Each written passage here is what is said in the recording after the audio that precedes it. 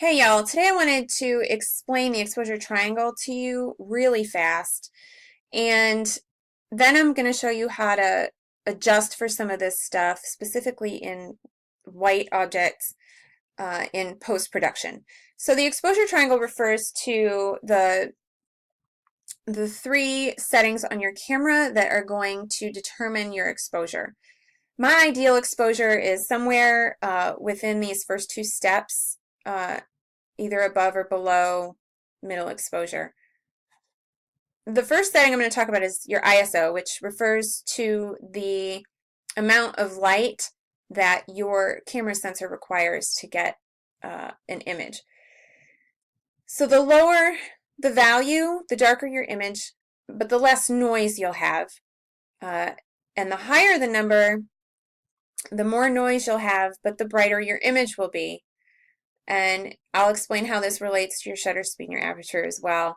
My ideal is somewhere around 320 or to 640 because there's not as much grain, but I still get, it allows me to have a fast enough shutter speed. If you bump your ISO up to like 1200, 1600, it gives you a brighter image, and you'll have a little more grain, but it allows for a faster shutter speed because you don't need to slow down your shutter to let in more light.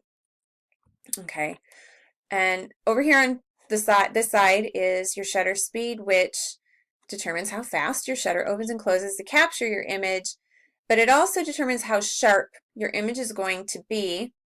The lower the number, the slower the shutter speed, the more light you let in, the potential for more motion or blur. The higher the value, the faster the shutter speed, obviously the less it's going to let in less light, but you're probably going to get a sharper image. You're going to get a lot more detail. It's going to not allow for camera shake or anything like that. I don't let mine go below 160 if I don't have to. Sometimes if it's on a tripod I will, but normally 160 or above. My hands aren't super steady, so I need to have mine kind of fast, which means sometimes I'll bump my ISO up to allow me to get that faster shutter speed. And your aperture down here refers to how open or closed the opening in your lens is. Now, as you can imagine, a wider opening lets in more light. Smaller opening lets in less light, right?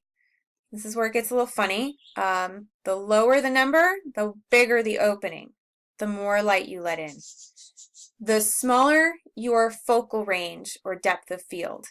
So I tend to shoot wide open, which refers to a really low number. All right, usually around 2 or 2.8. And the reason I do this is because typically I do more portrait photography or detailed product photography, and I like there to be a really narrow depth of field. Now, if I have more than one person or more than one item in my scene, and I need things that are, in the foreground, but also maybe mid or background to also be in focus, I'll come up around, 4, 5, 6 in my aperture, just to make sure that I get all those faces or all those items in focus, but still have that definition between the foreground and the background.